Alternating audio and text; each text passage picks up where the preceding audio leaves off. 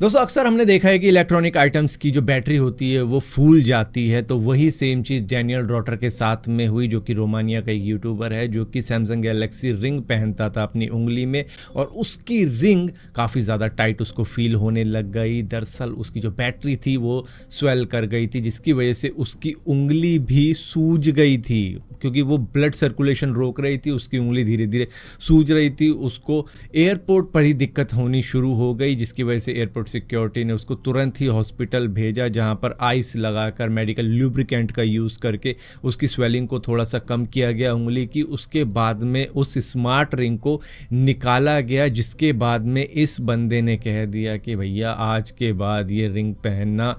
मेरे बस की तो बात नहीं होगी, क्योंकि ये फूली थी। ऐसा भी हो सकता है, कई सारे इंसिडेंट ऐसे होते हैं कि भैया बैटरी फट जाती है, आग लग जाती है, वो भी चीज़ें हो जाती हैं। तो जो लोग heart rate monitoring, sleep tracking, activity trekking के लिए इस तरीके की स्मार्ट चीज़ें वेयर करते हैं, तो उसमें एक रिस्क ये भी रहता है कि बैटरी फूल भी सकती है। और दोस्तों बैटरी से जुड़ी हुई बातें कर रहे हैं तो एमिरेट्स ने 1 अक्टूबर 2025 यानी कि आज के दिन से ही पावर बैंक को बैन कर दिया अपनी फ्लाइट के अंदर। हाँ, कुछ लिमिट तक बैन किया है, मतलब कि जो पैसेंजर होगा वो एक पावर बैंक ला सकता है, लेकिन उसकी कैपेसिटी 27,000 mAh से ज़्यादा नहीं होनी चाहिए, उससे कम का अलाउड है। लेकिन वो आपके स्टोरेज बैग में नहीं, आपके जो बैग आप कैबिन के अंदर लेके आते हो उसके अंदर होना चाहिए। उससे आप चार्ज नहीं करोगे फ्लाइट के वक्त में, जब फ्लाइट उड़ रही होगी, ना ही उसको रिचार्ज करोगे। तो इस तरीके की कोई भी चीज़ नहीं करोगे। वो एक पॉकेट होगा सीट का, उसके अंदर आप नीचे रख सकते हो उसको, ताकि कैबिन क्रू को उसको एक्सेस करने में आसानी हो। इनकेस कुछ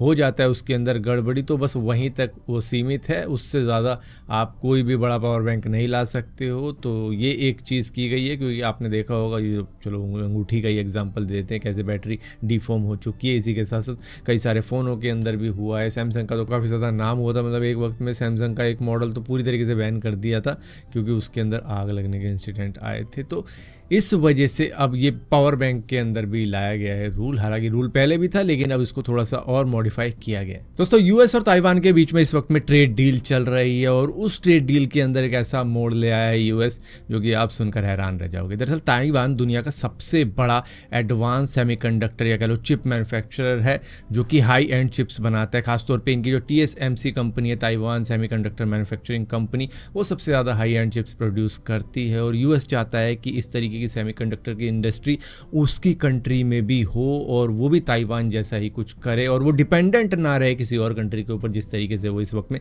ताइवान के ऊपर डिपेंडेंट है हाई एंड चिप्स के ऊपर। अब यहाँ पर यूएस के जो कॉमर्स सेक्रेटरी हैं हॉवर्ड लुटनिक, उन्होंने कहा है एक इंटरव्यू के दौरान कि वॉशिंगटन के अंदर सेमीकंडक्टर प्रोडक्शन की बात चल रही है कि ताइवान और यूएस मिलके आधी आधी चिप बनाए, मतलब 50% ताइवान के अंदर बनेगी, 50% यूएस के अंदर बनेगी, वरना यूएस ताइवान से अपना सपोर्ट जो प्रोटेक्शन देता था वो हटा लेगा। idea that I pitched them was, let's get to 50-50.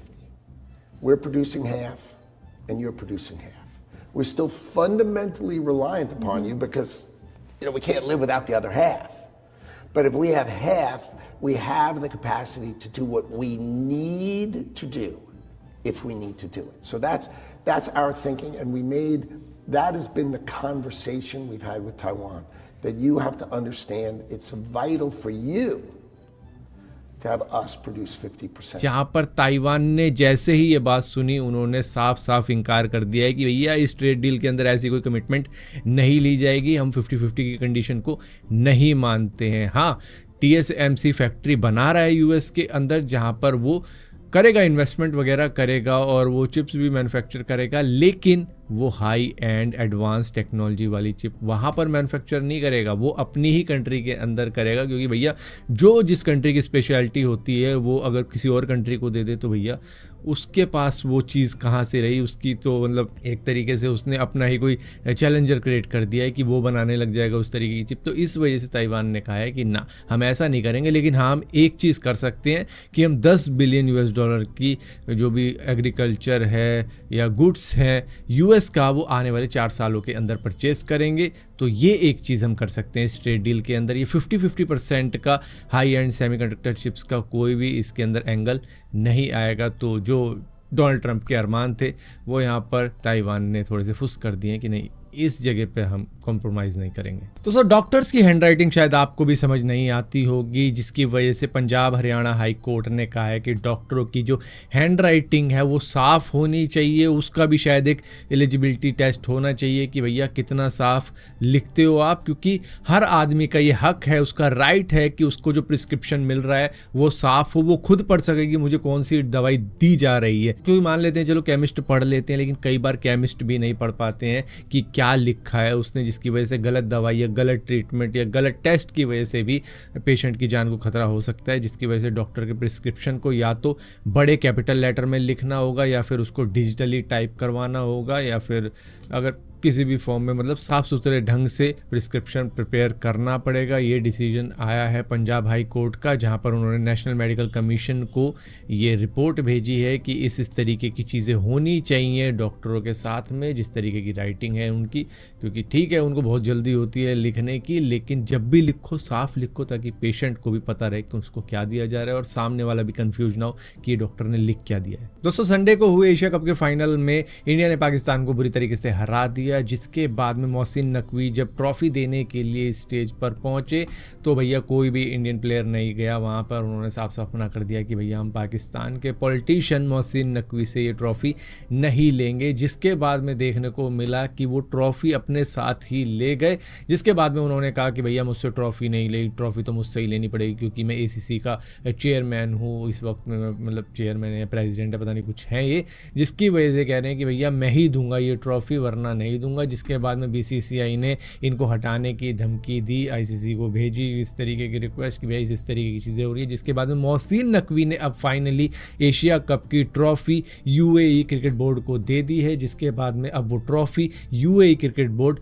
India को वापस करेगी। जो भी प्रोसीजर होता है वो तो प्रोसीजर होगा ही, लेकिन जिस ट्रॉफी पे हक था इंडिया का वो अब इंडिया के पास ही आ जाएगी ऑटोमेटिकली, चाहे मोहसिन नकवी कुछ भी चाहे। मतलब वैसा तो होगा नहीं, क्योंकि चाहे पाकिस्तान हार भी जाए तब भी वो शायद ट्रॉफी ये सोच रहे थे कि पाकिस्तान ले जाए और उसके बाद में एक विक्ट्री परेड निकाल दें, जिस तरीके से ऑपरेशन सिंदूर के वक्त में निकाल दी थी कि हम जीत गए। इसी तरीके से ट्रॉफी दिखा के कह दे कि भैया ये प्रूफ है हम जीत गए, और वो इंडिया के पास में है नहीं। तो वही है जो प्रोपेगेंडा फैलाते हैं, उसी तरीके से ये कर सकते थे अगर लाइव टेलीकास्ट ना होता इनकी हार का। दोस्तों इंडिया के अंदर जिस तरीके से डाइवोर्स के केस सामने निकल कर आ रहे हैं, उसमें एक चीज़ और सामने निकल कर आ रही है कि कई सारे हस्बैंड ऐसे भी होते हैं डाइवोर्स के मामलों के अंदर जो वो एलिमनी कोर्ट डिसाइड करती है उसको चुकाने तक के लिए उनको लोन लेना पड़ता है और उसकी वो फिर किस्तें भरते रहते हैं ज़िंदगी भर। तो इस तरीके की भी चीज़ें होती हैं जब डाइवोर्स होता है। तो ज़्यादातर देखा गया है कि नुकसान उस आदमी का ही होता है जिसके साथ में डाइवोर्स हुआ है, और उसको फिर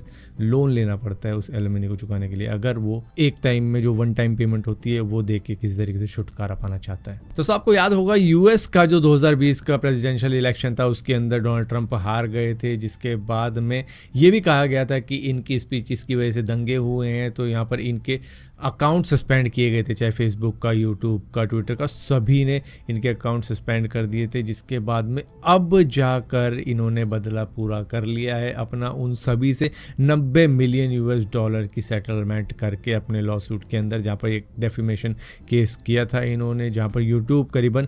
$25 मिलियन देगा इनको, इसी के साथ साथ फेसबुक 25 मिलियन देगा, इसके बाद में ट्विटर इनको 10 मिलियन देगा, ABC न्यूज़ इनको 15 मिलियन देगा, और इसी तरीके से और भी कई सारे हैं जो इनको 16 मिलियन के करीब में देंगे। तो टोटल इनके पास में $90 मिलियन की सेटलमेंट आई है कि भैया इतने रुपए ले लो, क्योंकि इन्होंने कहा है कि भैया मेरा अकाउंट सस्पेंड कर दिया गया जिसकी वजह से मैं इलेक्शन हार गया, मेरा मतलब नाम खराब किया, इसी वजह से इन्होंने डेफेमेशन केस किया और ये जीत गए।